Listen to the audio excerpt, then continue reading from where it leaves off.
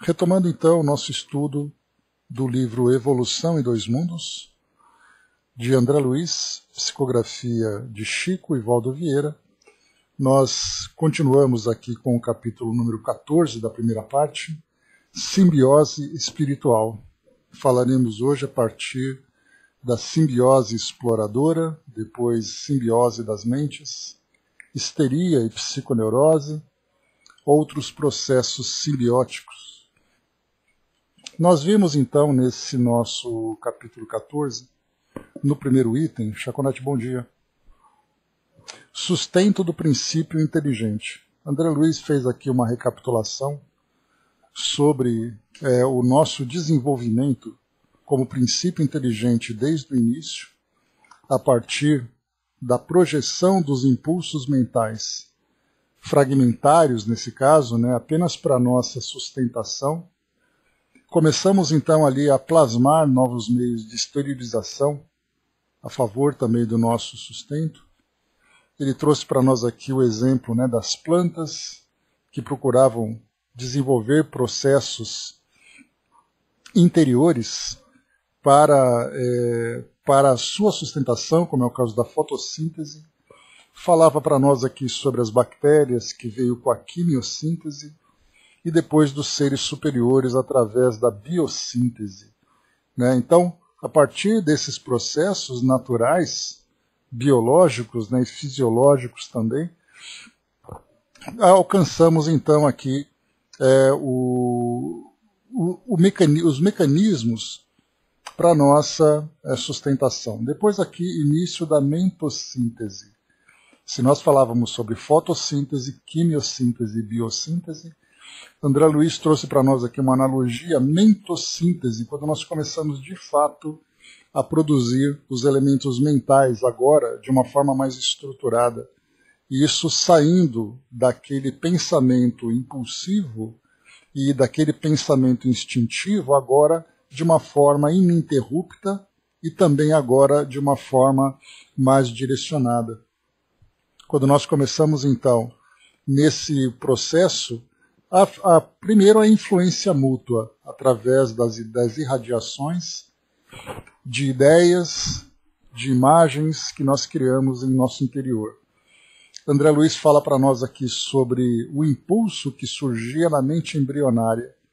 Primeiro, em busca do alimento esporádico, ou seja, apenas quando vinha ali a fome, a necessidade, para depois ele começar a elaborar o desejo consciente, não apenas do momento em que ele deseja se alimentar, mas do que se alimentar, de que forma que ele vai começar a armazenar esse alimento. Então ele começa a desenvolver ali aquilo que seria para nós o raciocínio avançado. Depois ele fala também do anseio genésico instintivo, ou seja, o impulso da sexualidade começa também a se manifestar, e aí então, saindo daquele período certo, que seria ali o período do cio, por exemplo, que acontecia com as fêmeas, durante a determinado período da sua vida biológica, nós começamos a ter aqui a busca da atração afetiva constante. Não apenas a busca sexual, mas a busca afetiva entre os seres. Depois ele começa a trazer para nós que aparece assim a satisfação, a sede de satisfação invariável, como estímulo à experiência. Então nós não realizamos mais as nossas ações apenas por um ato instintivo, mas nós começamos de fato a buscar a satisfação, o prazer em tudo aquilo que nós fazemos. E aí então vocês vão se lembrar, quando nós comentamos, bom dia soldado, quando nós comentamos que, espera só um pouquinho aqui, espera só um instantinho, pessoal, que me perdi no que eu estava falando. Ele fala aqui sobre vocês vão se lembrar quando eu comento sobre o egoísmo, o orgulho, a vaidade, que são elementos hoje que nós consideramos bastante negativos para o nosso desenvolvimento, pelo fato de provocar em nós ali sempre efeitos negativos, os efeitos colaterais acabam sendo piores do que o o seu principal objetivo, né? Mas no passado, quando nós tínhamos o orgulho, a vaidade, o egoísmo, eram também estímulos que nós buscávamos para a nossa satisfação. Então, o indivíduo que buscava a riqueza, o conhecimento, a força, o domínio, tudo isso era para ele estímulos para satisfação, embora tivesse também ali os seus efeitos colaterais. Mas eram ingredientes necessários para o nosso desenvolvimento. Então a gente via, né, que o prazer era aquilo que nos estimulava a buscar alguma coisa. O prazer de me sentir melhor, o prazer de me sentir mais bonito, mais forte, mais inteligente, né, como eu comentei com vocês, o prazer de você morar num lugar melhor, o prazer de você ter um trabalho que te traga resultados prazerosos, né, que estimule ali o seu orgulho, enfim, todos esses prazeres então começam a fazer efeito em nós. Se antes nós buscávamos apenas aquilo que era necessário de uma forma imediata, se tornou agora parte do nosso dia a dia. Nós temos um objetivo. Por que fazer isso? Né? Então, por isso que coloca para nós, né, que prefigura-se-lhe na alma a excelsitude do amor, só que encravado no egoísmo, como diamante em formação no carbono obscuro. Bom dia, Angelina. Angelina caiu, né? Depois ele coloca para nós aqui, né, que a morte física, falando aqui desse capítulo que nós estamos, que é o início da mentossíntese, com a morte física, ele tem então a interrupção das construções no terreno da propriedade, do afeto, e no mundo espiritual, então, ele se sente quebrado e aflito quando ele tem então a interrupção desse processo. Então ele começa a se apegar aqui ao mundo material, se apegar às pessoas, e quando vem a desencarnação, no mundo espiritual, então ele sente essa quebra daquilo que ele estava construindo em termos de afeto, em termos de propriedade. Então, bom dia, Angelina, bom dia, embaixador. Por isso ele coloca, né? Sente-se quebrada e aflita cada vez que se desvencilha do corpo carnal adulto. Então, o apego para nós ainda fazia parte naquele processo e ainda faz. Ele coloca para nós aqui também sobre essas novas vibrações que o espírito vivencia, e aí então, trocando de ambiente, né, do mundo físico para o mundo espiritual, ele sempre passa por esse processo de reformulação de suas ideias e de seus sentimentos, através dessas diversas experiências, tanto no mundo físico como no mundo espiritual. Porque há necessidade, então nós começamos aqui a ver a lógica, quando o espírito, então, chegando no mundo espiritual e percebendo, entre aspas, que perdeu tudo aquilo que ele acreditava que era parte de sua propriedade, exatamente para que ele comece a perceber-se como um ser imortal, um ser imaterial, e que aquelas propriedades que ele acreditava ter têm ali um caráter temporário, apenas para o seu desenvolvimento. Do contrário, ele viveria o tempo todo apegado à matéria e não se veria na sua condição de espírito. Por isso, então, tem essa necessidade de renovação, revitalizar essas experiências com essas interrupções constantes. Coloca para nós aqui que muito tempo se passa até que o homem comece, então, a se senhorear do seu corpo espiritual, no círculo da consciência mais ampla, porque aí então ele começa a perceber a sua necessidade evolutiva. Ele sai então do mundo material, começa a se ambientar no mundo espiritual e depois ele começa a se perceber como um ser imortal em busca dessa glória divina, conforme André Luiz traz para nós aqui. E ele coloca então, né, cabe-lhe também debitar a si mesmo os bens e os males e as alegrias e as dores da caminhada. Ele começa a assumir a responsabilidade sobre as necessidades evolutivas. Se ele acerta, ele sabe que ele colhe os benefícios. Se ele erra, ele sabe que tem a necessidade de reparação. Então, a responsabilidade sobre a sua trajetória começa então a cair, né? Ele começa a tomar posse dessa responsabilidade. Depois ele coloca, né, arrebatado aos que mais ama e ainda incapaz de entender a transformação da paisagem doméstica de que foi alijado, revolta-se comumente contra as lições, as novas lições da vida, aqui é convocado em plano diferente. E ele então fica fluidicamente algemado aos seres queridos, com quem ele tem ali tem aquela afinidade sanguínea e com os desejos na experiência vulgar. Então ele vai para o mundo espiritual, mas ele não se liberta com facilidade daquilo que para ele é a realidade. Porque a realidade é o dia a dia que ele vivencia. São as atividades que ele desempenha no mundo material, os seus relacionamentos que são construídos. Quando ele volta para o mundo espiritual, e aliás esse é um pensamento que nós temos hoje, quando você pensa assim, né? Quando eu morrer, o que vai acontecer comigo? Para onde eu vou? Porque a ideia que você tem você vai perder tudo que para você agora é familiar e você vai para um ambiente completamente desconhecido. E é então que o espírito, chegando no mundo espiritual e se adaptando a essa realidade, ele percebe que os seus relacionamentos mais profundos, as experiências que ele foi conquistando estão exatamente no mundo espiritual e não no mundo material. Mas nós vemos o contrário. Nós vemos aqui o mundo material como a realidade e o mundo espiritual o desconhecido. Sendo que é exatamente o contrário. A realidade do espírito é o mundo espiritual e o desconhecido é exatamente a aventura, entre aspas, que ele vai vivenciar enquanto ele passa esse período aqui no mundo material.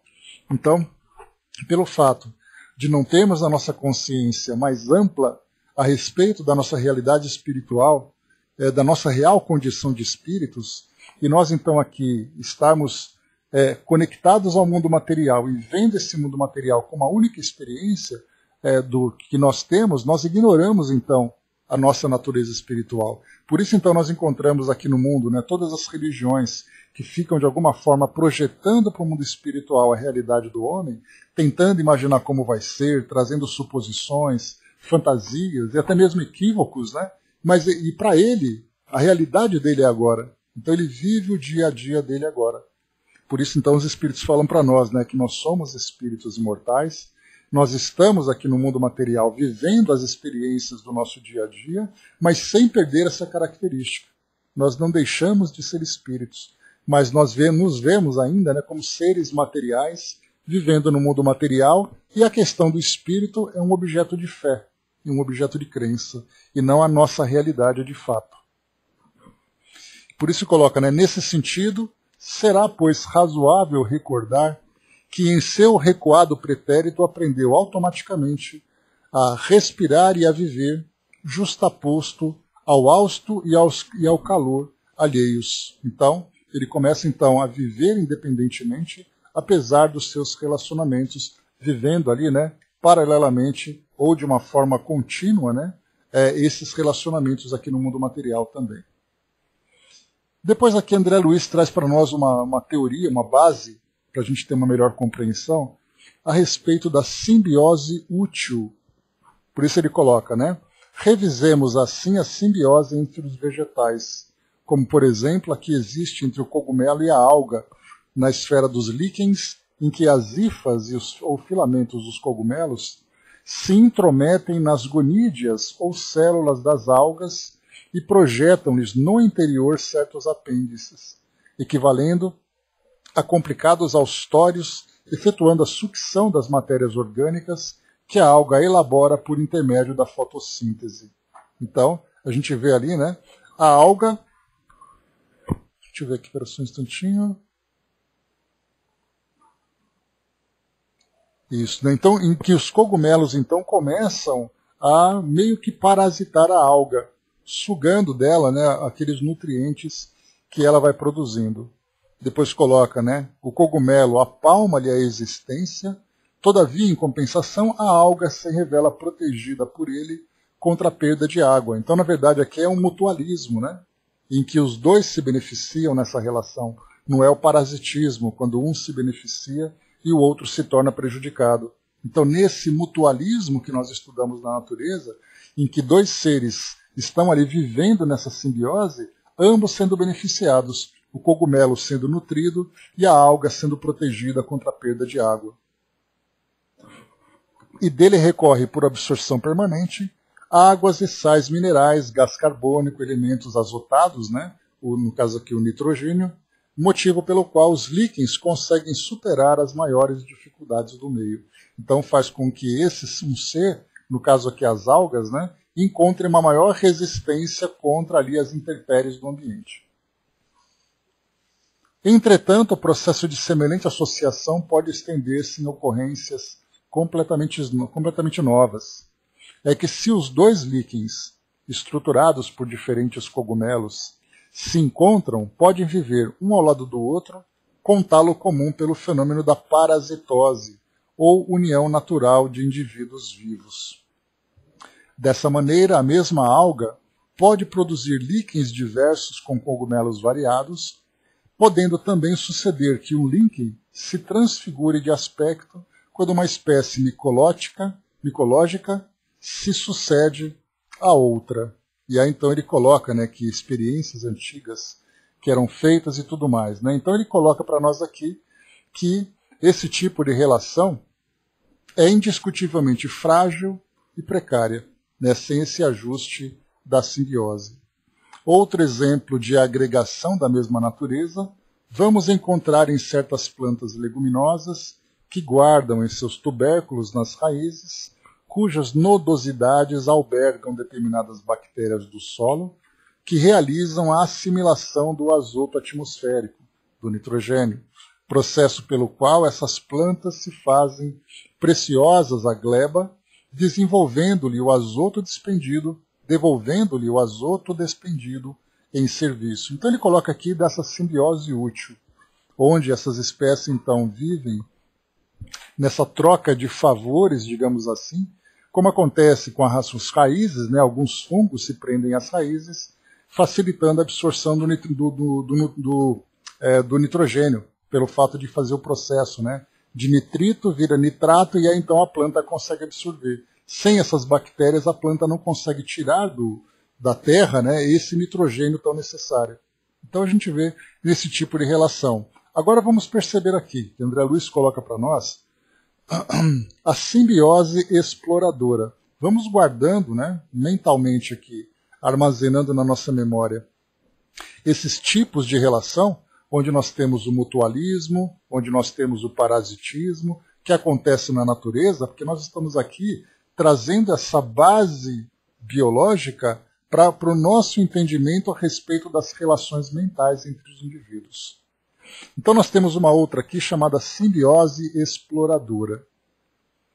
Contudo, além desses fenômenos em que a simbiose é simples e útil, temos as ocorrências desagradáveis, como sejam as micorrizas das orquidáceas, em que o cogumelo comparece como sendo invasor da raiz da planta, caso em que a planta assume atitude anormal para adaptar-se, de algum modo, às disposições do assaltante, encontrando por vezes a morte quando persiste este ou aquele excesso no conflito com a combinação necessária.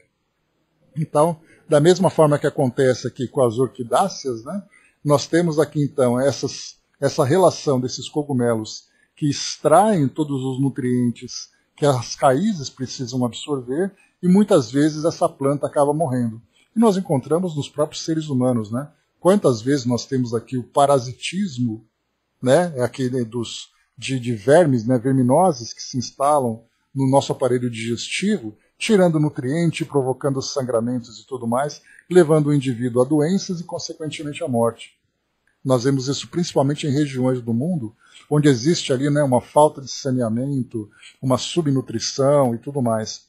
Então, para aqueles seres, né, no caso, por exemplo, nós temos ali solitária, lombriga e outros seres que nós encontramos, né, vimos nas aulas de biologia, principalmente nas cidades fora das grandes capitais, né, onde tem ali toda aquela rede de saneamento bem estruturada, nós vemos que isso aí é bastante comum.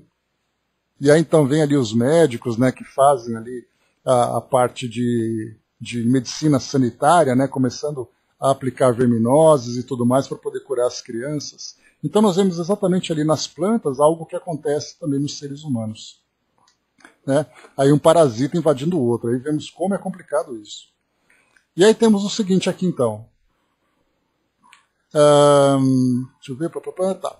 Nesse acontecimento, como assinalou Cowley, que é aqui um cientista, com justeza de conceituação, tal simbiose deve ser capitulada na patologia comum, por enquadrar-se perfeitamente ao parasitismo. Né? Então, temos aí esse grande drama, né, que nós encontramos na natureza. Aí então vem todos os tratamentos e tudo mais. Da mesma forma que nós encontramos então hoje, né, tanto na botânica, na biologia, na medicina, né, e na veterinária, tantos tratamentos, quando nós falamos em simbioses mentais, onde nós temos a parasitose, vem então a medicina espiritual, que trabalha principalmente da mudança de vibração, do tratamento fluídico-magnético e tudo mais, né? Então são vários outros processos que vão entrando também nessa mesma circunstância. Identificaremos ainda a simbiose entre algas e animais, em que as algas se alojam no plasma das células que atacam, como acontece a protozoários e esponjas, turbelários e moluscos, nos quais se implantam seguras. Então vemos ali as algas tornando-se também parasitas, né? Muito bem, então nós tivemos essa base que André Luiz trouxe para nós, desses estudos da biologia que nós vemos, e agora nós vamos para o próximo item que fala sobre simbiose das mentes. Então vamos lá aplicar agora esse conhecimento, esse mesmo modelo, agora falando sobre na relação mentais entre os indivíduos. Vamos lá. Semelhantes processos de associação aparecem largamente empregados pela mente desencarnada, ainda tateante na existência além-túmulo.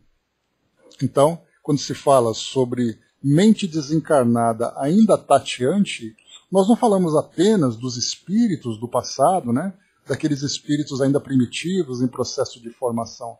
Nós falamos mesmo hoje dos recém-desencarnados que ainda não se adaptaram adequadamente à vida no mundo espiritual.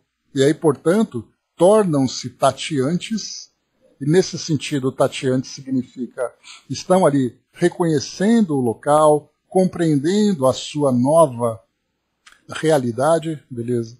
A sua nova realidade. Começa então ali a entender os seus sentimentos, né, e também as suas ideias a respeito dessa nova realidade, compreendendo sobre a separação do mundo material que ele vivia, esse distanciamento. Então tudo é muito novo e tudo muito confuso. E nesse caso, quando nós encontramos então um indivíduo que se apresenta nessa confusão, a primeira coisa que ele faz então é se agarrar naquilo que para ele é seguro. E a segurança que ele vai encontrar vai ser exatamente a realidade que ele vivia. E ele coloca assim: amedrontada perante o desconhecido, que não consegue arrostar de pronto, vale-se da reciprocidade dos que lhe choram a perda e demora-se colada aos que mais ama. Então, da mesma forma que ele busca esse suporte para essa realidade assustadora em que ele se vê, amedrontado, ele também encontra nos entes queridos aqui, encarnados ainda, essa mesma busca. Então, por isso que nós sempre estudamos, né, a respeito dessa troca que existe. Sofrem os encarnados que perdem um ente querido, sofrem os desencarnados que também se veem nessa mesma condição de quem perdeu entes queridos.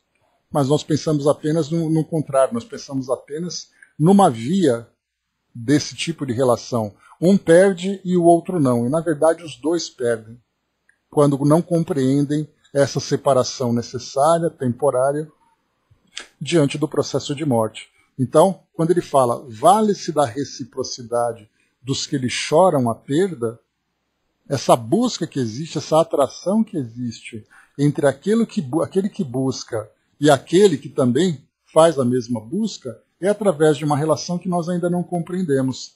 Sabemos sobre a atração mental, estudamos teoricamente sobre a questão das afinidades de sentimentos, de pensamentos, mas de que forma que atua essa força? Ela é para nós ainda desconhecida, ela é para nós ainda misteriosa, porque nós não conseguimos encontrar aqui no mundo material uma comparação, uma analogia clara de como representar essa busca contínua, a não ser através da força magnética que nós vemos, né? Um indivíduo, um polo atrai, o outro polo é atraído, então eles se juntam. Mas na realidade da vida do espírito, quando nós falamos o indivíduo se encontra no mundo espiritual, em que local ele se encontra, a que distância ele se encontra, de que forma que eles se percebem, nós não compreendemos isso. A gente tenta imaginar, né? Eu penso em alguém, esse alguém pensa em mim e nós nos atraímos. Na teoria é fácil de nós compreendermos, mas na prática, de percebermos essa força, como acontece, por exemplo, nos processos obsessivos, que muitas vezes pais, familiares que ficaram aqui no mundo material, esse tipo de obsessão que ele exerce sobre o desencarnado, então o encarnado que sofre as angústias, os sentimentos no mundo espiritual daqueles que estão encarnados, essa é uma ideia que nós temos apenas na teoria. Na prática, nós não conseguimos vivenciar isso, porque estarmos no mundo material, ligados a um veículo físico ainda tão grosseiro, faz com que esses sentimentos tão sutis não se mostrem claros para nós. Nós não somos capazes de sentir essa aflição tão clara de alguém que pensa de uma forma angustiosa sobre nós. Então nós entendemos que isso acontece, mas não conseguimos sentir isso de fato. Mas aqui a gente consegue perceber então que essa reciprocidade dos que se buscam é natural. Eles se buscam pelo sofrimento. Olha só que coisa interessante. Ambos estão sofrendo, ambos estão se buscando e acabam se aproximando. Mas ao mesmo tempo nós temos também essa simbiose daqueles que se buscam de uma forma produtiva. Se buscam pelo amor, se buscam de uma forma saudável, mas aí então nós começamos a entrar numa faixa existencial muito mais evoluída. Porque então nós tiramos o apego, nós tiramos o egoísmo e temos ali os sentimentos mais puros e mais nobres. Mas enquanto nós, no mundo de provas e expiações como nós nos encontramos, estamos ainda nessa faixa do egoísmo, do apego, né, dessa dúvida com relação à nossa existência no mundo material, aquilo que nós produzimos vem ainda de uma qualidade negativa. Então nós nos atraímos pela dor, nos atraímos através do sofrimento. E André Luiz continua ainda abordando esse assunto.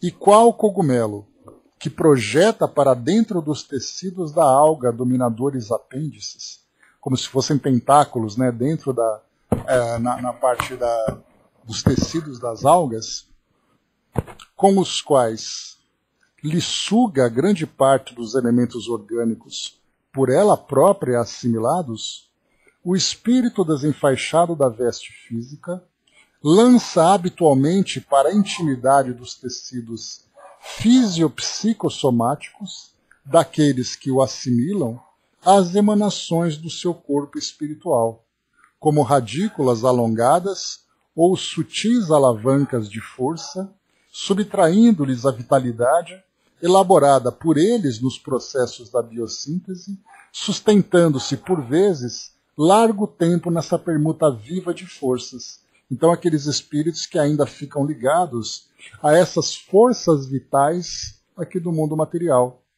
E para isso, para que ele possa absorver essas forças, há a necessidade então dele ter essa ligação simbiótica com o encarnado, em que ele vai então ali drenando, sugando essa força vital do encarnado para que ele possa se sustentar, porque ele não conseguiu ainda se ver livre disso. E isso acontece não apenas com relação a essa força vital. Nós encontramos aqui em obras de André Luiz, quando ele fala, por exemplo, a relação de um alcoólatra encarnado com um alcoólatra desencarnado. Eles se aproximam e ele relata esses tentáculos, esses fios mentais que ligam uma mente à outra, em que ele fica então absorvendo essas emanações fluídicas provocadas pelo encarnado ou produzidas pelo encarnado, quando ele então ali absorve o álcool. Então ele vai absorvendo essas substâncias, esses fluidos que trazem esse mesmo grau de toxicidade, exatamente porque ele sente ainda essa necessidade. Então essa é a parte mais grosseira, que nós falamos de fluidos. Agora, quando nós entramos na parte mais sutil, como André Luiz coloca para nós, ele já fala para nós aqui de pensamentos. Ele fala de energias mentais, que já é algo muito mais sutil, mas que da mesma forma também tem ali um efeito tão profundo quanto o outro. O Soldado colocou, né, se é prova, já é desenvolvimento, apenas está no limiar. Né? Estamos cada vez mais ali entrando, né, adentrando nesses temas. Então ele coloca para nós aqui então que isso acontece durante largo tempo, nessa permuta viva de forças. Qual se verifica entre a alga e o cogumelo? A mente encarnada entrega-se inconscientemente ao desencarnado que lhe controla a existência, sofrendo-lhe temporariamente o domínio até certo ponto, mas em troca, a face da sensibilidade excessiva de que se reveste, passa a viver, enquanto perdure semelhante influência, necessariamente protegida contra o assalto de forças ocultas ainda mais deprimentes. Olha que interessante, né? Então, embora essa ligação entre dois indivíduos seja uma ligação, de certa forma, negativa, porque um ali fica alimentando o outro, por outro lado, o que é engraçado de perceber aqui, né, se não fosse trágico, né, esse indivíduo que mantém essa ligação tão estreita com outro desencarnado, ele não dá espaço para que haja outras invasões. Por exemplo, bom dia, André, para que não haja outras influências. Ou seja, vamos dizer assim, que um obsessor não consegue se aproximar de um indivíduo naquele grau de sofrimento, porque a ligação simbiótica entre ele e aquele que desencarnou é tão profunda que ele não consegue ali dar abertura para outras influências. Então, se por um lado existe essa conexão inconsciente, pelo fato deles estarem ali se alimentando reciprocamente, outros espíritos não encontram formas de assediar ou de influenciar esse indivíduo. Portanto, como ele coloca para nós, necessariamente protegida contra o assalto de forças ocultas ainda mais deprimentes.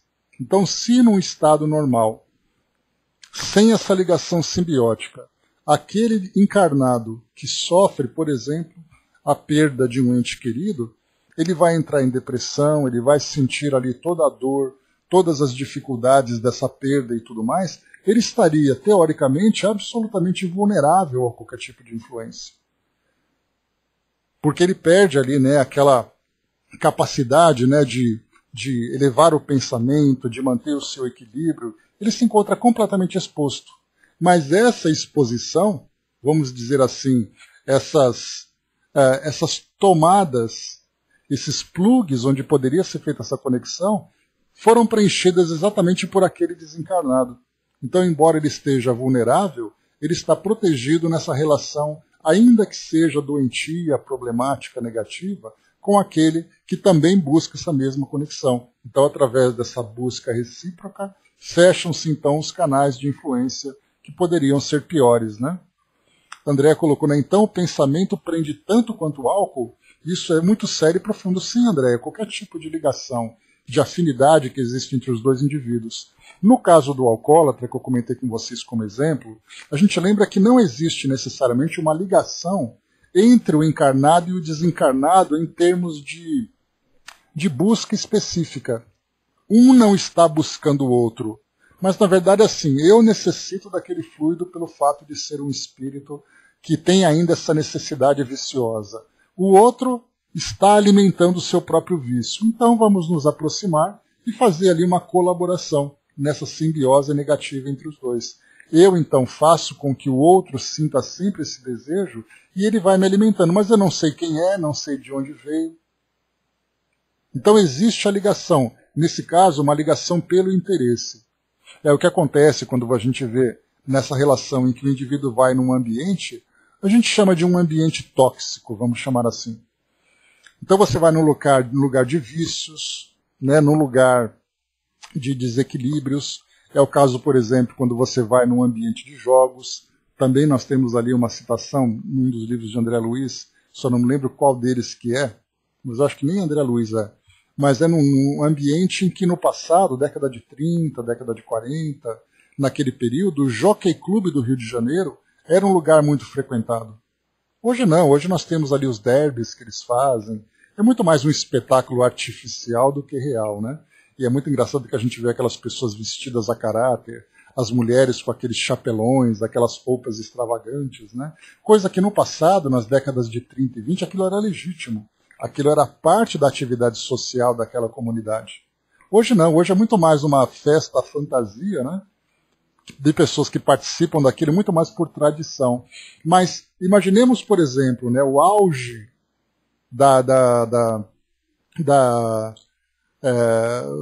desse tipo de jogo, né, da hípica do Rio de Janeiro. No auge eram aqueles corredores lotados de apostadores, de pessoas ali que procuravam, né, alimentar os seus vícios, as suas necessidades. E da mesma forma eles esbarravam constantemente em desencarnados que também continuavam ligados àquele local.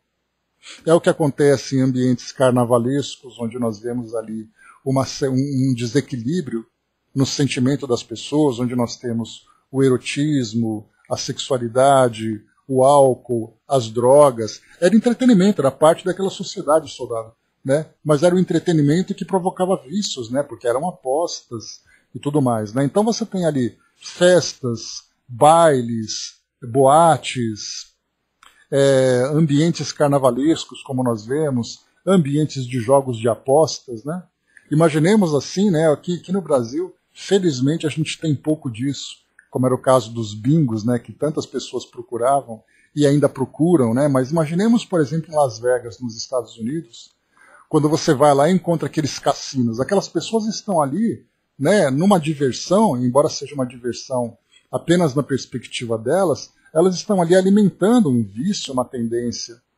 E da mesma forma, olhando na perspectiva espiritual, nós vemos uma quantidade imensa de espíritos que continuam ainda perambulando entre eles, né? Não, eu só lembrei dos Estados Unidos, né, o soldado, mas nós encontramos isso em tudo quanto é lugar, né? Mas imaginemos isso, né? Aqueles indivíduos não têm uma relação direta.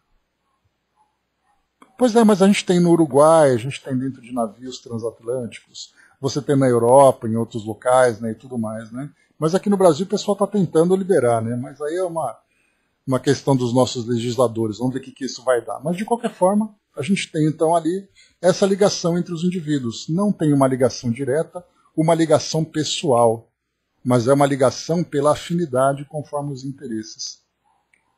Então é dessa forma que a gente coloca, Andréia. Então, o álcool, nesse caso, é pela tendência em si. Agora, quando nós falamos pelo pensamento, nesse sentido que André Luiz apresenta para nós, são pessoas que se buscam diretamente por algum tipo de afinidade, seja ela pela dor, seja ela pelo ódio. Quer dizer, somos eu e você. Eu quero te procurar e você está me procurando de alguma forma. Ou mesmo que seja uma busca unilateral, mas a ligação se estabelece pela afinidade entre eles. André colocou, né? Então pode se ligar pelo sentimento ou pela necessidade de fazer um vício de quando encarnado, certo? São duas situações. Agora o que a gente coloca é que essas situações de necessidade de satisfazer um vício, ela pode ser menos nociva do que aquela em que você busca diretamente alguém. Porque basta você mudar ali a sua condição que essa relação se desfaz. Aquele espírito dependente, ele vai dizer assim, bom, você não me interessa mais, eu vou procurar outro. Agora, quando tem ali uma ligação afetiva, aí a coisa é diferente. Independente do que você faça, eu quero você. E aí então o espírito, né, quando tem essa relação obsessiva, porque exatamente, né, a obsessão vem do indivíduo obcecado, por algum motivo. Seja por uma dependência afetiva, seja por um desejo de vingança, qualquer tipo de relação que exista entre eles. Muitas vezes até vem com uma boa intenção, entre aspas. Né? Eu desencarnei, minha esposa ficou no mundo material, eu então quero ficar perto dela porque eu sei que ela precisa de mim, na minha visão. E aí então eu vou continuar ali, ficar ligado a ela até, né, para poder protegê-la de alguma forma, mas na verdade eu estou provocando ali um sofrimento. Então a gente vê, assim como o soldado colocou, né, são ali diversas e diversas situações que nós vamos encontrando ali circunstâncias que promovem esse tipo de ligação negativa. Né? Ocorre com a dependência química, atua no físico e no psicológico, de fato. O Braço colocou em cima a lei de atração tanto no positivo como no negativo. Né? Então, o que a gente vê, Brás, na questão 459 do Livro dos Espíritos, que os espíritos, então, nos influenciam. Quando a gente pensa dessa forma, né, é claro que Kardec, quando ele fez essa pergunta, ele falava sobre as influências espirituais, focando principalmente naquilo que era o mais necessário para o nosso entendimento, que eram as buscas negativas. Tanto que nas questões abaixo, ele fala sobre ali as dificuldades, por que Deus permite que o espírito nos influencie, de que forma que nós podemos nos livrar de uma obsessão. Então ele foca muito mais nesse lado negativo. Mas essa questão 459 ela é neutra. Os espíritos se buscam ali. O espírito pode me influenciar, como acontece aqui nos nossos trabalhos. Nós somos ali constantemente influenciados pelos espíritos próximos a nós de uma forma positiva, de uma forma saudável. Focando exatamente ali no objetivo de aprender, no objetivo de compreender. Mas nós podemos ter na nossa vida pessoal ligações de espíritos que buscam de alguma forma, seja pelo interesse, seja ali pela ligação pessoal que exista entre nós e eles ali, né, traz uma influência negativa. Temos os nossos mentores espirituais que nos influenciam o tempo todo. Enfim, é neutra a ligação, né? O Brás lembrou da lei de atração e de repulsão, exatamente ali, essa lei de atração e repulsão também é neutra. Ela pode fazer com que negativos se atraiam e positivos se repelam, né? Repilam, ou você pode ter o contrário, né? Os positivos se atraem e os negativos se repelem. Ou seja, né, temos ali então, as leis são neutras, somos nós que damos a ela ali a sua direção. André colocou, fica imaginando o caso de uma senhora que conheci cujo filho jovem morreu há mais de 10 anos, né, e ela mantinha o quarto impecável para ver sempre, né, que dor para os dois. Né? Nós temos um caso muito parecido, Andréa, nos livros de Chico. Né? O Chico trouxe uma psicografia de uma família em que o jovem, né, falava assim, olha, no meu aniversário, porque a mãe ali sofria absurdamente, nas datas ela entrava ali, né, numa depressão profunda, né, e na comunicação o filho dizia, né, no meu aniversário, distribua presentes para as crianças. Pense em mim dessa forma. E ela começou a fazer isso. Ou seja, cada vez que chegava o aniversário do filho, ela comemorava com tanta alegria que ela mesma começou a modificar esse modo de pensar. Você fazer doação para caridade, você desmontar aquele altar, né, porque o quarto acaba virando ali uma tumba, vira ali praticamente um altar, né, onde a pessoa vai ali praticar o seu culto, só que é bastante doloroso. E aí então os espíritos vêm através das psicografias modificar esse modo de pensar, esse modo de sentir. Né? Pois é o que ela fazia mesmo, né? É uma maneira de ter boa lembrança. Existem pessoas que jogam tudo fora e caem no esquecimento, né? Existem casos e casos, uns benéficos e outros não. De um modo geral, né, o soldado, essa ligação acaba sendo não muito saudável, porque é uma lembrança, mas é uma lembrança dolorosa. Não é uma lembrança saudável, né? Esse é o grande problema. Dudu trouxe para nós aqui, né, uma mensagem, vamos lá. Não há um campo mais propício ao alimento dos vícios materiais quando espíritos sugadores de energias fluídicas se mantêm vigiando esses ambientes descritos por ti. O ser humano pode até fazer a sua festa interior sem o vício da droga, seja do álcool, do sexo, do medicamento, mas se ele tem isso propagado dentro dos seus pensamentos e atitudes vis, há então uma correria para esses irmãos sugadores dessas energias da matéria que, de certa forma, os alimentam numa corrida até em vão, pois tudo isso termina rapidamente, até que retornem e consigam novamente mais ambientes como esses que o fazem voltar aos seus eternos vícios da procura, né, ao ruim, né? Quando o tempo possa, faz com que esse irmão seja tocado e recolhido para a ruim, né? Obrigado, né? Vícios da procura ao ruim. Quando o tempo passa, faz com que esse irmão seja tocado e colhido para o seu tratamento num espaço ambulatorial que melhorará esse processo que com certeza diluirá. O que foi colocado aqui, obrigado pela participação com a gente. Então, o que foi colocado aqui, porque a gente tem sempre essa ideia, né, de que o vício mais potente é aquele vício que se materializa.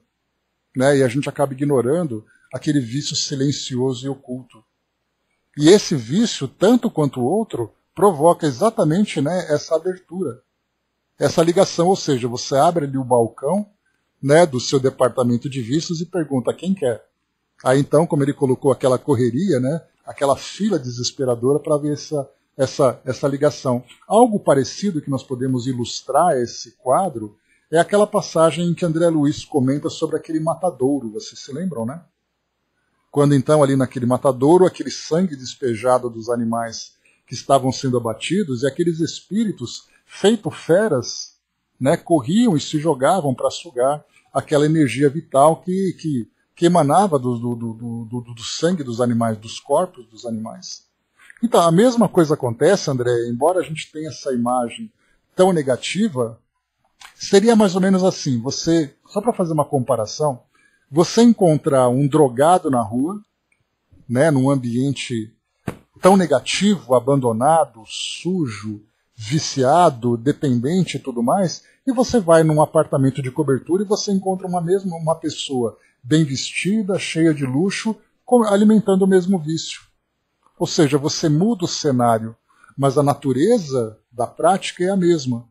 Então, quando a gente fala sobre essa ideia do matadouro, certamente é uma imagem negativa, uma imagem horrível para nós. Mas se nós pensarmos nos vícios que nós alimentamos intimamente, e isso permite essa abertura para esses espíritos, acontece a mesma coisa. Você muda o cenário, você muda o figurino, mas a natureza, a essência da dependência e a essência dessa conexão acaba sendo a mesma. Então, vejamos, né, que essa ideia dos vícios materiais certamente existem, mas os vícios imateriais, que são aqueles mentais, eles são tão potentes quanto esses materiais. Então, aquele que eu coloquei para vocês, né, a gente vê, por exemplo, nos atendimentos que nós fazemos, o atendimento fraterno, pessoas que têm dependências de sexo virtual.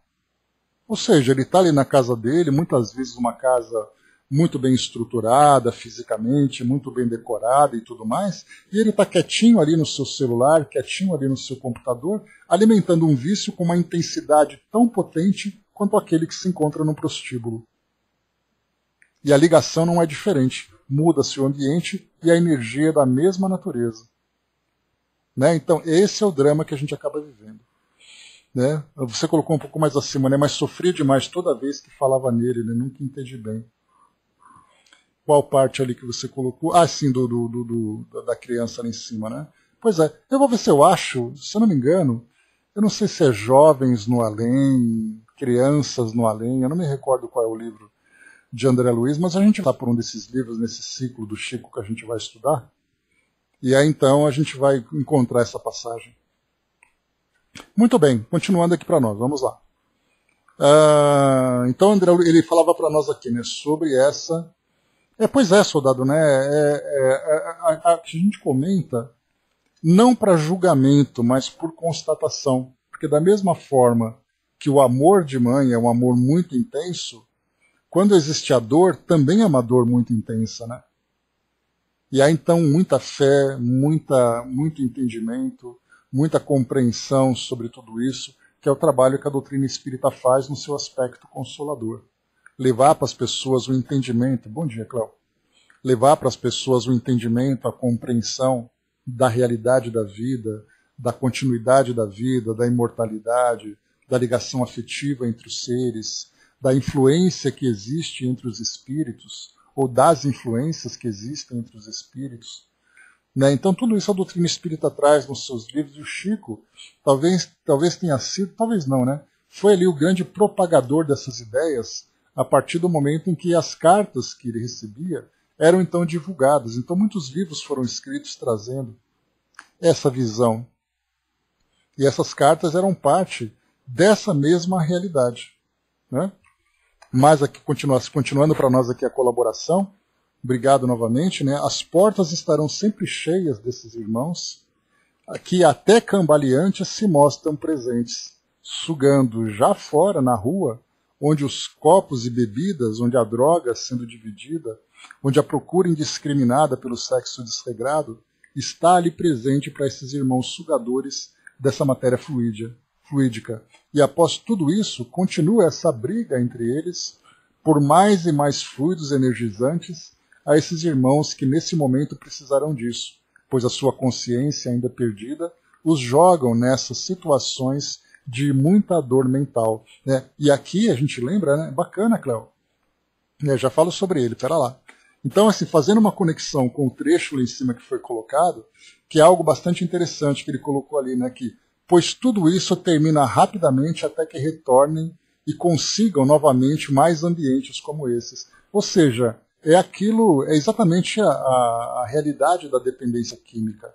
Você alimenta aquele momento e rapidamente o efeito desaparece. Então o espírito vive nessa busca contínua, não apenas procurando o ambiente, mas em relações mais profundas, né, escravizando espíritos para que possam servi-los nessa sua necessidade.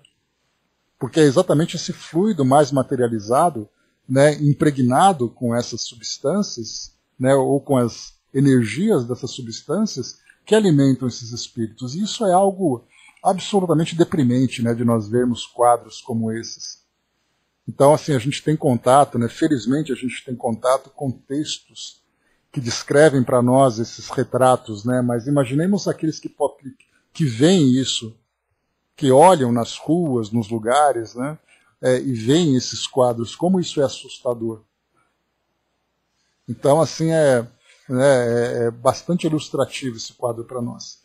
A Cléo colocou então para nós aqui que conheceu o Chico, né? Quem já descreveu, né, Cléo, muitas vezes fica até paralisado quando chega perto dele, né? Simplesmente não consegue falar nada, a não ser ficar ali, né, extasiado com a presença do Chico, como era bastante característico, né? Então, isso é bem interessante da gente ver. A Andréa colocou, né, fico pensando como eles conseguem sair desse ciclo se não conseguem abrir a mente para outra coisa, né?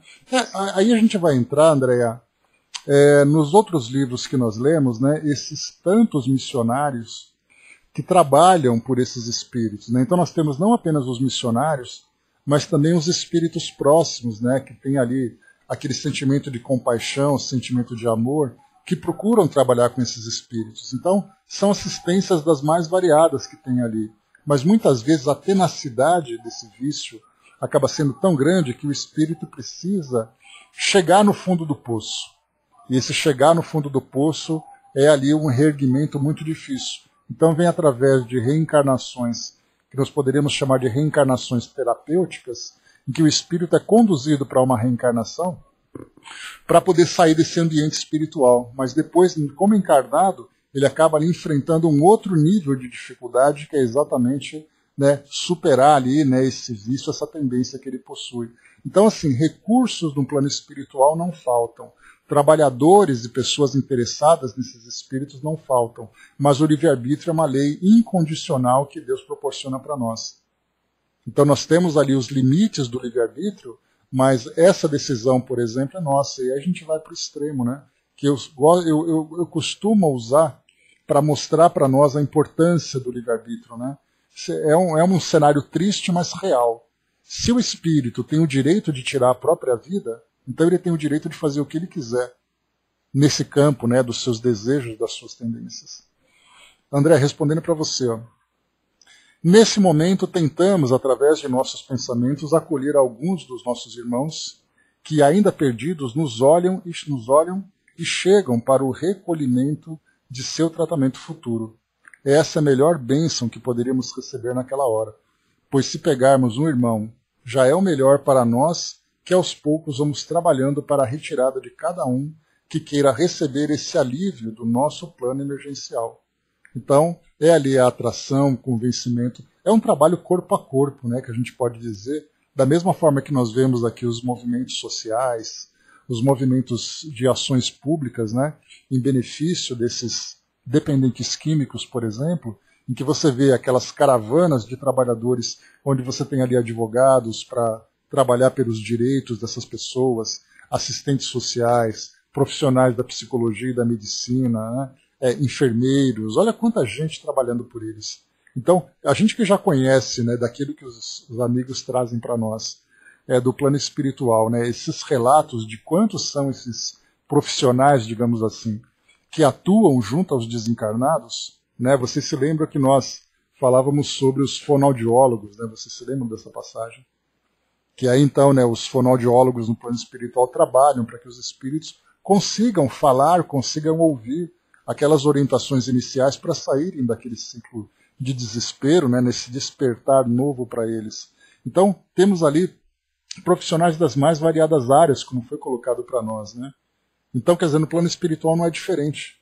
Então, como nós vimos também no último que nós lemos, né, entre o céu e a terra, eu acho, o ação e reação, que André Luiz se encontrava lá naquela colônia no plano espiritual, que aquelas caravanas saíam em direção àqueles réprobos, né, aqueles espíritos em condição de tanto sofrimento, e iam ali tentando recolher aqueles que apresentavam alguma condição. Então aquele tipo de quadro mostra exatamente essa realidade também aqui entre nós. Acontece aqui, né, a salvação de cada um, no gota a gota, é a misericórdia recebida pelo nosso Pai Maior. Né? Olha que bonito, né? Muito legal. Obrigado pela participação. Então é um trabalho difícil, é um trabalho demorado, mas é exatamente isso, né? Nós estamos contextualizando, ilustrando esse cenário, né? Muito obrigado pela participação. Foi valiosíssima essa descrição aqui para nós. Né? Muito obrigado. Então a gente viu assim que nós estamos contextualizando, ilustrando essa simbiose, né, mental entre os indivíduos, mostra exatamente isso. Nesse quadro de sofrimento e nesse quadro de dependências que nós encontramos, é exatamente isso. Né? Vemos ali o quadro de sofrimento e o trabalho para reverter tudo isso, com tantos espíritos que estão ali atuando junto a eles. Né? E muitas vezes o que a gente percebe é uma ligação negativa que acontece entre espíritos que têm afinidades. São familiares que viveram aqui de um modo equilibrado, sem necessariamente terem esse aspecto negativo das dependências e dos vícios. Mas pelo fato de se separarem e trazerem ali ainda sentimentos ainda bastante imaturos, acabam vivendo essa ligação de alimentação mútua desse sofrimento. Né? Então, infelizmente, faz parte dessa realidade da vida. Por isso que André Luiz ressaltou nesse capítulo 14 a questão da simbiose espiritual. E ele continua aqui para nós. Vamos lá. Então ele colocou assim, né, aquela questão dos assaltos das forças, o assalto de forças ocultas ainda mais deprimentes naquela proteção que a gente comentou. Né? Antes da gente continuar, Angelino colocou, né, quando observo algumas pessoas viciadas, percebo que existem irmãos ligados a eles. Alguns conversam mesmo, né, e as pessoas não acreditam. Sempre que os encontro, procuro no silêncio orar por eles. Né? O que se pode fazer? Né? É assim uma pequena brisa mais fresca que acontece ali naquele deserto, mas muitas vezes, né, acaba não tendo ali o efeito, pelo menos naquele momento, né, mas é o início. Então André Luiz coloca para nós aqui, né, por esse motivo, nessa ligação que muitas vezes é tão profunda que acaba, por um lado, prejudicando e por outro lado, protegendo. Né? Então ele coloca assim agora. Nós vamos entrar aqui num outro detalhe agora interessante. Por esse motivo, ainda agora, em plena atualidade, e André Luiz fala da atualidade dele na década de 1950, e nós trazemos para a nossa atualidade no século XXI.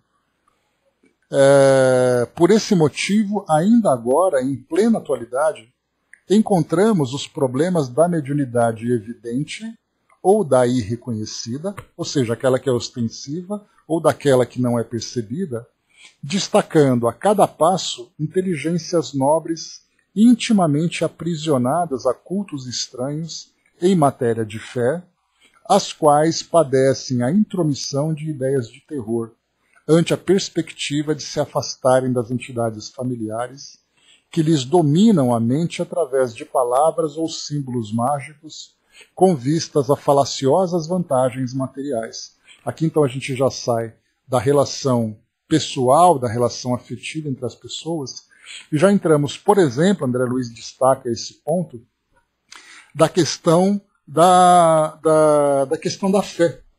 Né? Quando você tem, por exemplo, indivíduos que se ligam pela afinidade de crença, e aí então temos espíritos no plano espiritual que ficam alimentando muitas vezes ideias de vantagens, ideias de terror, por exemplo, dizer para você que se você deixar essa fé, você vai para o inferno, você vai sofrer por toda a eternidade, que você precisa ser rígido porque a sua crença é a verdadeira, porque do contrário você não vai ser salvo. Imagina um espírito ficar o tempo todo bombardeando a sua mente com essas imagens.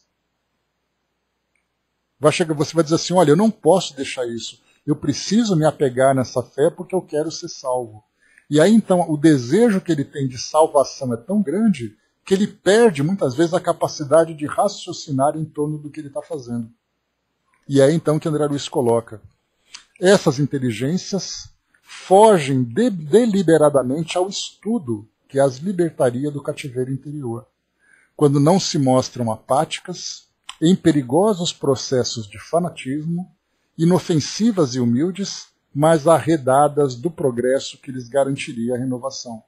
Então nós não encontramos isso no mundo hoje, quando temos aqueles que vivem muitas vezes um fanatismo religioso, uma dependência religiosa em que o indivíduo vive como se fosse ele simplesmente uma criança, sem qualquer capacidade de iniciativa, de compreender a sua natureza espiritual, de compreender o trabalho que precisa ser feito para que ele possa, de fato, progredir como um ser espiritual, e ele fica preso ali aos cultos, às práticas, às ilusões, que não apenas ele alimenta pelas suas próprias paixões, como ele acaba também sendo alimentado por aqueles espíritos que se vinculam a eles. Então, nessa simbiose, nós encontramos isso também. Quantas vezes nós temos espíritos que são ali fanáticos e radicais que desencarnaram, que se aproximam dos seus chamados irmãos de fé, alimentando essa mesma ideia, fazendo com que ambos fiquem muitas vezes até paralisados. Você não tem vontade de fazer nada além de viver aquela crença. E aí então a gente vai encontrar nesses espíritos, depois da desencarnação, toda a desilusão, todo aquele sofrimento. E de fato, porque se não progrediram durante a jornada terrena aqui, nesse trabalho de fé, nesse trabalho de espiritualização, no plano espiritual também não vão progredir e precisarão passar por um trabalho, digamos, de desintoxicação mental para poder aí começar a tomar novas iniciativas. E aí então a gente vê o espírito atrasado, o espírito paralisado, precisando voltar para o mundo físico para refazer esse caminho. Olha só, muitas vezes ele dá um passo para frente e dá 3, 4 passos para trás. E a vida dele, naquele período, que pode ser de algumas encarnações, é um trabalho, na verdade, de reconstrução. E a gente lembra que o trabalho de reconstrução é sempre mais problemático. Porque o espírito que já atingiu a lucidez, a clareza de ideias com relação à espiritualidade, e nós esperamos que estejamos ali entre aqueles que já pelo menos iniciaram um pouco desse processo, estamos ali pelo menos sendo alfabetizados nesse caminho, já é alguma coisa, mas aqueles ainda que não conseguiram precisam transformar essas ideias. E esse período de transformação pode ser considerado ali um atraso na sua própria evolução. Mas aí, conforme ontem mesmo, nós recebemos uma mensagem, que foi bastante proveitosa para nós, que falava exatamente isso, cada um tem o seu tempo. Então, muitas vezes, um indivíduo, para poder ali amadurecer espiritualmente, em termos de conhecimento, de entendimento, ele precisa passar por esse processo de esgotamento, digamos assim, das suas ideias retrógradas, das suas ideias equivocadas. Existe um ditado popular que diz que ninguém convence ninguém, as pessoas se convencem. E muitas vezes nós demoramos muito para nos convencermos de que o caminho para o nosso progresso é outro. E para isso a gente vai precisar chegar no mundo espiritual, fazer uma avaliação da nossa realidade, perceber os atos equivocados. E o irmão do bem ontem, trazendo através da Angelina uma mensagem para nós, disse que para nós aqui, a maioria, é a primeira vez que nós temos contato com isso. Exatamente, Andréia. Estamos conectados, fui falar exatamente isso. Então, quer dizer, é a primeira vez que nós estamos tendo contato com a doutrina. Então, é o nosso despertar da consciência. Começamos agora, é o primeiro passo, sem dúvida, mas é um passo já numa direção proveitosa. Enquanto outros, infelizmente, como nós vemos no mundo hoje, imaginemos, por exemplo, aqueles irmãos ainda presos nesse fanatismo, que provocam guerras ou se matam em nome da fé. Aqueles espíritos aqueles homens-bomba, por exemplo, que é uma imagem terrível, eles se matam em nome da fé. Imaginemos quanto tempo esse espírito vai demorar, dentro de um processo normal, para poder tomar consciência da sua realidade. Então, primeiro ele vai ter que refazer tudo aquilo que ele desfez, acertar as contas com a lei de causa e efeito, porque ele cometeu suicídio, ele matou outras pessoas, despertou o ódio. Olha quanto trabalho vai ter que ser. Aceita as Brás, por exemplo, que você colocou. Aqueles indivíduos lá que se matam em nome da fé, também ali acreditando numa suposta salvação. Chega no mundo espiritual, é um grande processo de reconstrução. E isso acontece não apenas pelo fato dos indivíduos trazerem essa tendência, mas nós temos que contextualizar dentro dessa simbiose, dessa ligação mental entre encarnados e desencarnados que estão ali se alimentando. Não necessariamente que um espírito desencarnado seja um obsessor e ele queira prejudicar alguém. Muitas vezes ele faz aquilo com fé. Ele faz aquilo de fato porque ele acredita que aquela é uma verdade. Nem que seja ali uma verdade equivocada. Mas é como acontecia no passado, quando nós estudamos sobre a Inquisição, por exemplo, nós tínhamos ali aqueles religiosos que participavam da Inquisição, condenavam pessoas, participavam dos autos. Eram espíritos que acreditavam realmente que aquele era o caminho. Não eram espíritos maus que, por maldade, faziam aquilo. Faziam simplesmente porque acreditavam que essa era a verdade. Lembrem da frase que eu trouxe para vocês daquele filme, né? Ninguém escolhe o mal por ser mal. Escolhe por confundi-lo com a felicidade. E muitas vezes você manter a sua fé firme e sólida significa você buscar a felicidade. Mas como você busca por um caminho equivocado, você acaba depois entrando nesse processo de sofrimento. Deixa eu ver aqui. O André colocou, né, são aqueles que ficam permanentemente nas igrejas, nos cultos religiosos. Né? Sim. Né? Nós temos ali diversas formas, né? Seja nos templos, seja na própria vida, na vida cotidiana, né? Mas a pessoa tem aquela fé, a fé dela ali é tudo que a sustenta. Né? O Brasil lembrou aqui embaixo, né? O Brasil é atípico, né? Temos até um Jesus Cristo encarnado aqui. Pois é, né? Henrique Cristo não é para qualquer um não, Brasil. Ali é pela fé. Vamos em frente, pessoal. Bom, nós teremos aqui, deixa eu ver aqui os próximos. Temos mais 3 itens aqui que fala sobre a histeria e a psicose. Não, pelo contrário, Mahal. A fé é o que a doutrina sempre coloca para nós. A fé raciocinada e a fé cega. Né? Claro que para nós, né, a doutrina espírita traz a fé raciocinada, mas muitas vezes nós temos a nossa fé cega dentro da própria doutrina, porque nós não somos capazes de ver a doutrina como um esclarecimento e olhar o mundo através de toda a sua diversidade. Então é muito interessante a gente ver os espíritas dizerem, né, não, porque a fé raciocinada, porque eu tenho fé raciocinada. Mas na verdade ali é uma fé tão cega quanto aqueles que não conhecem os ensinamentos, né, as teorias trazidas pela doutrina. Então na verdade, né, a fé é de fato, né, é o caminho para a sua libertação como espírito milenar. Então ele é o caminho que nos leva, porque nem tudo nós conseguimos racionalizar. Nem tudo nós temos respostas. E aí então entra a fé com esse caminho, para fazer com que nós então nos espiritualizemos. Mas a fé mal utilizada, como qualquer outro elemento do ser humano, né, a inteligência, o poder, né, tudo isso, os recursos, quando mal utilizados, né, sempre trazem, né, não nosso, né, sempre trazem, né, esses grandes prejuízos. Então a fé não é diferente. A gente vê que as grandes guerras que aconteceram no mundo, na história da humanidade, foram provocadas pela fé. E na verdade é uma fé bastante distorcida, né? Então todos nós ali estamos percebendo, né, esse despertar, né? Então temos que encontrar ainda o equilíbrio. Então, meus amigos, falaremos sobre histeria e psiconeurose, é o nosso próximo tema. Depois falaremos sobre outros processos simbióticos e depois ancianidade da simbiose espiritual. Então, esses são os próximos temas que nós vamos abordar. Veremos aqui, né, se conseguiremos cumprir esses 3 no próximo encontro, né? Vamos ver. O Brás colocou, né, de uma fé cega a uma fé filosófica racional, tem 1000 anos de luz de distância, né? Viagem de distância, né? Então, assim, o problema é que a gente adota, né, frases prontas dentro da doutrina, acreditando que nós somos capazes, né, que nós temos gabarito, capacidade para usar aquilo de fato, né? Mas ainda estamos bastante distantes, né? É o nosso despertar ainda. Mas vamos lá, pessoal. Fechando por aqui, então, o nosso encontro de hoje. Muito produtivo, achei bem interessante. Né? Pois é. E a fé não é apenas uma fé religiosa. Ela é uma fé, né? A fé é em tudo, né? Você tem fé na ciência, você tem fé